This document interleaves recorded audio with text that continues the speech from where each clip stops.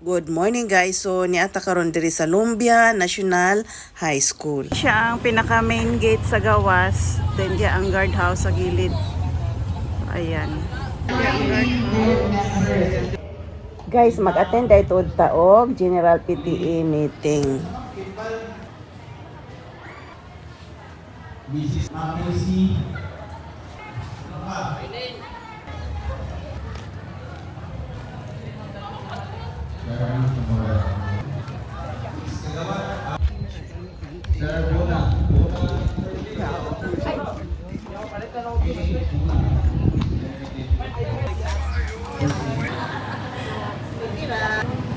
Laban sa Bula.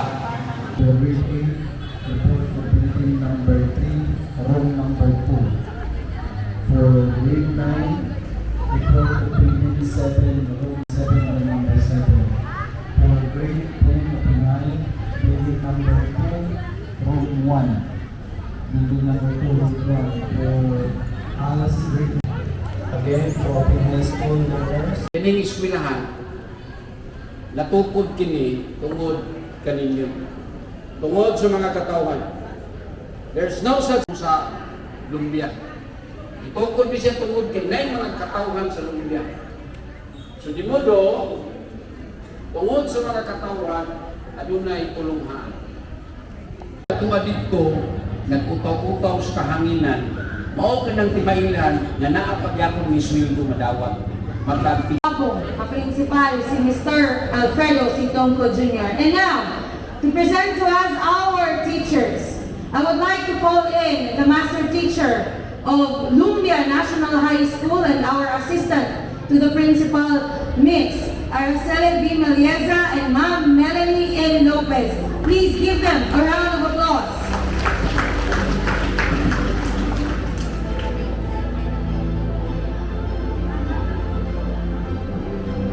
Pinalanggang Amerikanan. Okay, so these are our grade 7 teachers' parents. Smile! M. Balaba. Grade 8 Begonia. We have Ma'am Therese May A. Rodriguez, and she is our year level coordinator for the grade 8 level. Grade 8 Catlea. Raqueline A. Pitalcorin. Grade 8 Dahlia, Luena T. Labadan. Grade 8 Everlasting, Joseph Norbert M. Sabote.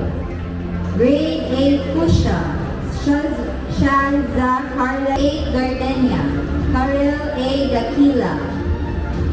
Grade 8 Hyacinth, Mauro M. Mendez.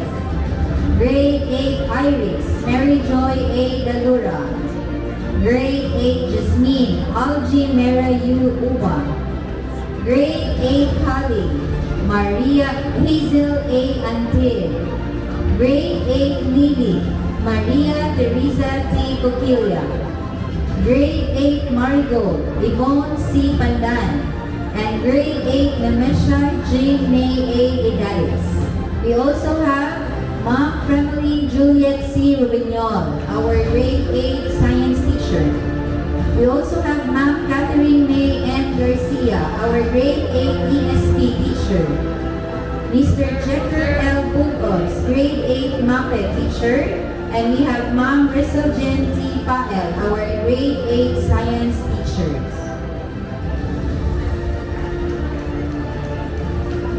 Okay.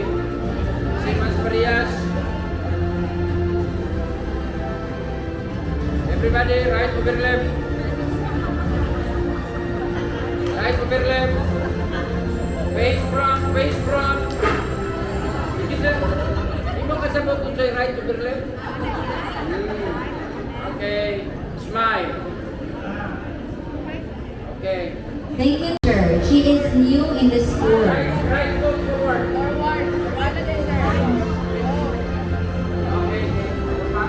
Okay, Okay, parents, this sir, she is new in the school. right foot forward.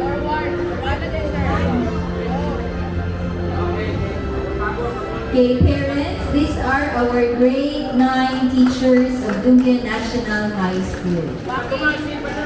Sir Chibert L. Wala, our grade 10 AP and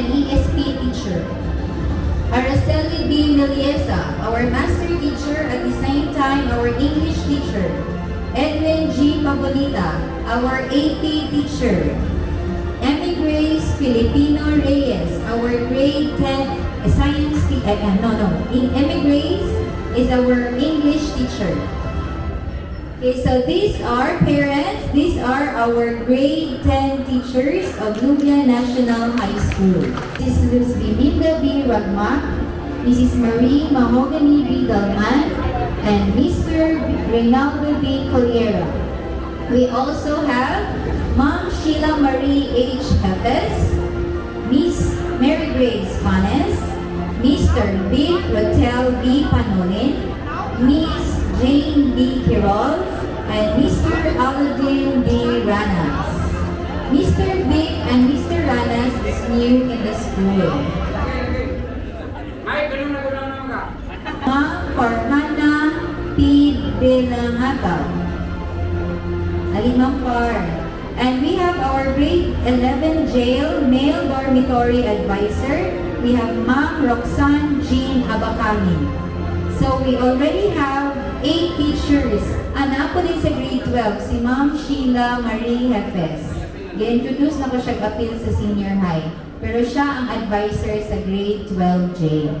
So these are our ALS teacher for this school year 24-25. Thank you, ma'am.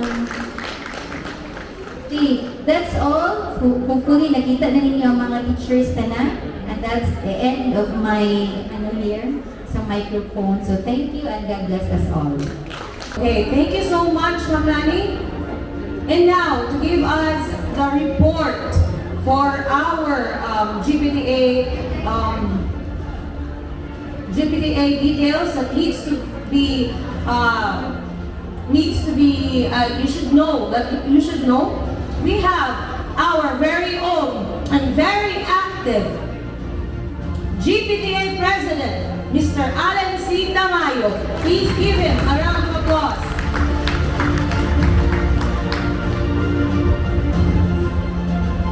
Hello.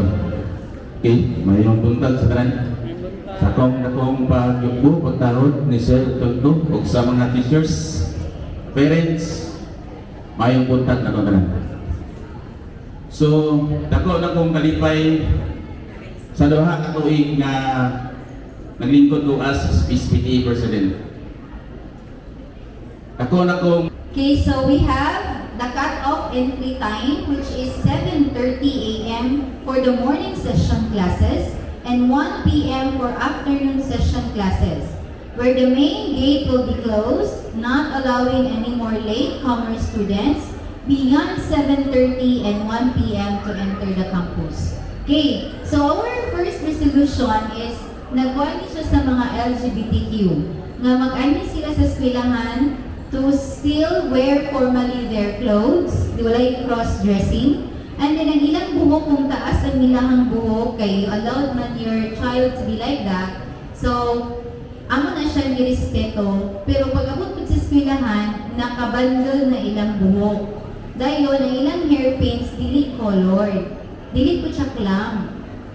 But black hairpins din nakanet ang ilang hair.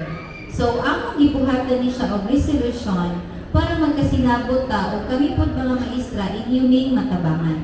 Ikaduha nga resolution is, ang inyong anak, ang iyang klase sa buntagon, alas 6 magsugod. Correct? Diba? Alas 6 sila mag-start ilang klase na. Dahil kung wani sila direct alas 7:30, pila naman ka subject ang nawala sa ilaha? 6, then to think that our class is only 45 minutes. I guess this is well explained in your homeroom PTA. Di ba, i-discuss na rin sa inyo ha? 6 o'clock, 1 p.m. kung kanang 1 p.m. kung sa mga afternoon sessions. Another also kiming sa absences. Parents, kung naka-absent na inyong mga anak, palihog pagka following day, padala sila o excuse letter. Palihog lang, hangyo. Kung mahimo, one whole gid na siya. Ayaw mitagayo ka ng balihan, bitaw nga excuse letter, unya giring-giring pagidayon pagkagisik, na wala yun nakailang bunting. Formal institution, magod ang inyong kitagaan. So, formal letter ta, palihog lang, mga ma'am o sir, ha? Letter lang dayon, para makapalumi nga tinud-anay ang inyong anak naka-absent tungod kay naay rason. Wala naka-absent tungod kay tuwa sa laag nila sa barkada o nag-inom lang ba sila. So, at least ma-follow up na to. So, we have 3 consecutive absences. Parents will be called na sa inyong advisor, sa inyong mga anak, kung sunod siya. Then, kung 10 consecutive absences na possible na ma-transfer, recommend to transfer to other school. Pero, kung inyong ipa-inform ang teachers, so may istoryahan manahon sa mga rason. So, sa 10 consecutive absences, naging ay rason, may hindi nagkasakit ang bata. Kung na-hospital, mangayon make photocopy sa iyang medical certificate. Kung outpatient siya, letter lang sa parent. Signan ninyo, okay na mi anak. Pero, kinahanglan ma-explain yun ninyo sa maestra. Kaysa gigay mo na namo, base ng inyong anak, naglibot suroy rana nila, wala mi kabalog, kung sa hinungdan. Matingala na lang mo pagpangayo ninyo o grado kay walay card gihata kay na-drop na di ay. Pila ra ganito ang gialaw according sa ingon ni Ma'am Melanie kaganina? 36 lang. Remember sa tulo ka late sa bata considered 1 absent na siya. So palihog lang parent matinabanga ta kay kasagara ra ba kay inyo ilabay sa amo, ma'am ikaw na bahala anak kong anak. Moana ra ba dahil mo parent conference nga wala manginahanglan hindi sa inyong tabang ng mga panahon na. School uniform, mention na gihapon. Learners are encouraged to wear their school uniform. It's a must na gikaron, dili na kuno ang term na encourage. Kung all students sila, mag-uniform na sila sugod karon sa August for the new grade 7 and transferees September 2. Ang 1 murag Sunday na.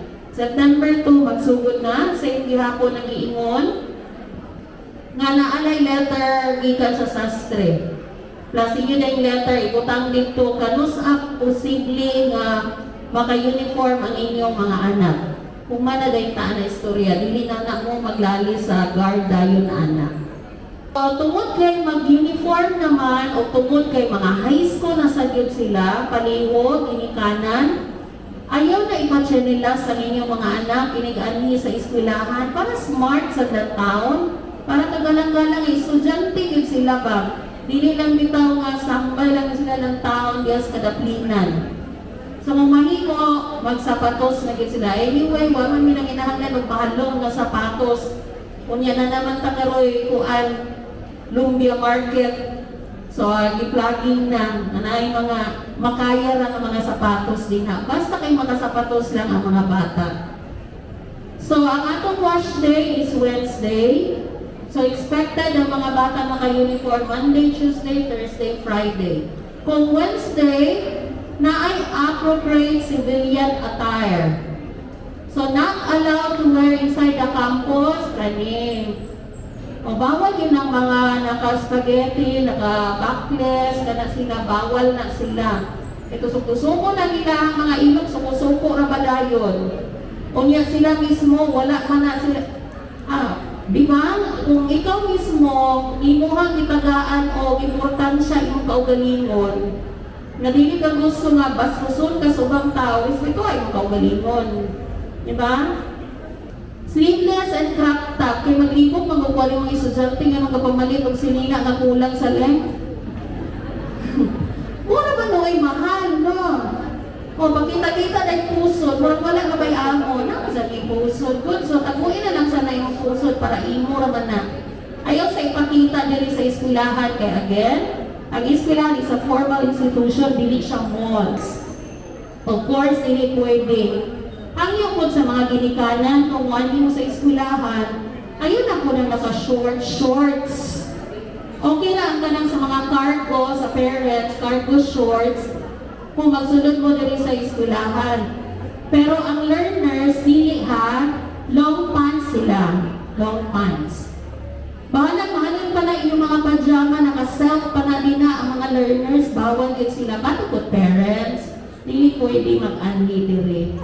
Kay formal man siya. Kini pod, short skirt. Kung mahimo, knee-level or 1 inch lang, ayaw pa rabihin na sana kay paglingkod magod nila, mabastos na po na sila. Niya, ako ra ba isa babae nga prefect, ang duha nga prefect puro lalaki. Kung sitahon na sila, may na sa din sila, nag-ibastos sila. Diba? Mga kanina noon. So, palihog lang. Nantawa daan ang sinina sa inyong mga anak, paggawas sa inyong balay. Nga, unsa ba na inyong attire, marag, dili man na pang iskulahan. So, magdoda na mo ba sila yung mga date dito sa mall. Antog yun, so meaning, taas pag yun na ang iyahang parabangs. So, karon seryoso na gini nato ang school policy kay murag naka-recover na masiguro ang tandaan sa pandemya, no? Kaya sa unang bili ko na sa tuot, okay. Psychologically, something na. Kung nila kumutok na kay dili ko kuan. Mga psychologists. Pero feeling na ako kung naka-recover na atong mga learners. Kaya kuan naman, mga ko ni ganina ingon, bawal ang color nga hair. Na mga learners nga bulawon na gidaan ang buhok, pakita lang ni sa ilang birth certificate ang ilang parent is foreigner. If not, kung hindi wala anak, picture niya sa bata pa siya. Di ako yun ang ipalita. Pero kato siya is, ang learner lang is open high school galito. Pakita niya siya picture nga, bata pa siya, inanagit yung buhok. Pero tayo po sa iya, nag-wig yun siya itong. So every Friday itong yung buhok. Pag the rest of the day sa week, gato na, pula na. Pag musunod lang siya sa eskwelahan, so yan po itong diskarte. Fancy hairstyle, o kining ulit-uliton lang yun ang prefect of discipline na magpaupaw kayo nga skinhead, bawal. Kini nga alot, insakto nang takay itong alot, pero ginuwatan pag yung runway. Alam itong naipabadlis-badlis pa, usahay kay gikulangan sa buhok sa ulo, pati kilay yapilan. Bawal po na siya. Kay formal na kita. O kana, wapo magod lang taon ma'am, namusan lagi, pero saon man, hindi na siya pwede. O, muna akong gingon na dindong dantes na style, na sa likod ang krimen sa iyang buhok. Kinipod, galagagot ko na gunting. Fashion ko puno na sa iya, pero hindi na pwede. So, kana ang mga buhok. Magamit o wearing of makeup, bawal na siya. Kung magusto yun sa mga bata nga mag-makeup, ka na lang natural look. Dili kay mas pula pa yung lips kaysa mga maestra.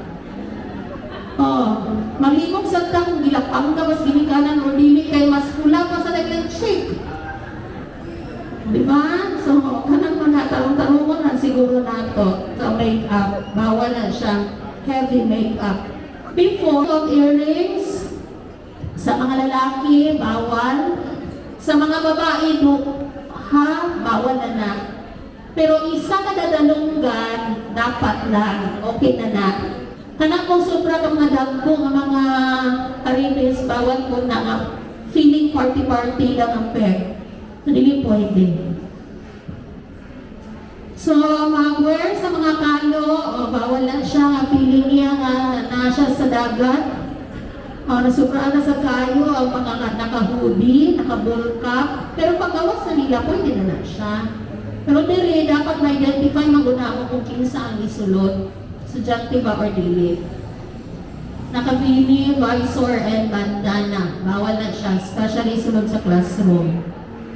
So, policy sa cellphone, kini, mga ma'am, sir. Allowed na ang inyong mga anak na ay mga dala nga cellphone, kung mawala, magpiyong lang yun ni anak kay, dito yung manggilapot. Because ang school policy is bawal ang cellphone. Pero para naging sa makontak diretsyo, kay tagalagyo, mga nananguban pa nga mga rason, na ay mga cellphone. Napoy cases nga maestra i-allow magamit ang cellphone ng mga bata kay ang ilang lesson to alitong i-send. Pwede po na siya. Pero dapat tanan, hindi kay isa lang, uniform. So, unauthorized use of cellphone, gadgets, o maski yun sa kanan siya, kung may barko na namo, makuha na sa bata together with the parent, mama or papa. Magpinirmahan din nagkasagutan na sa sunod may magkuha ng inyong anak, dito na ninyo makuha sa July 2025. Mahuman ang school year. Kung naman ang warning. Another thing ang kasagaran hinungdan na maimbargo ang cellphone is charging. Bawal ang mag-charge diri sa eskwelahan. Kaya kung mag-charge tanan, I don't know what will happen. Hindi makaya sa source nato sa kuryente. Mga major offenses, smoking, vaping, wala na ako nabutang diri ang sa bullying. Bullying is number 1. Kung naka-experience na gali of something ang inyong anak, nagbinuangan siya, disaway siya, yung mga gamit sa ipagilagtan, inform the advisor. Ang una mo settle is the advisor. Dahil mga academic notes sa advisor nga, ihimo na niya ang tanan, sige paghihapok pabadlong ang bata, kaya pa dahil niya sa prefect mo appeal. Vandalism, gambling, nanarawa tayo inom, of course, bawal. Magdalag inom sulod sa eskwelahan. Bright na ba kayo mga bata, isulod nila sa tumbler. Magduda mabuta ang tumbler, ganun ipasa-pasa ang tumbler. Niwaga kung tumbler, ikaw yung magagawin na, ganun ipasa-pasa. Pati ay, lahi na dayan. Hindi mo matulog yung mga bataan.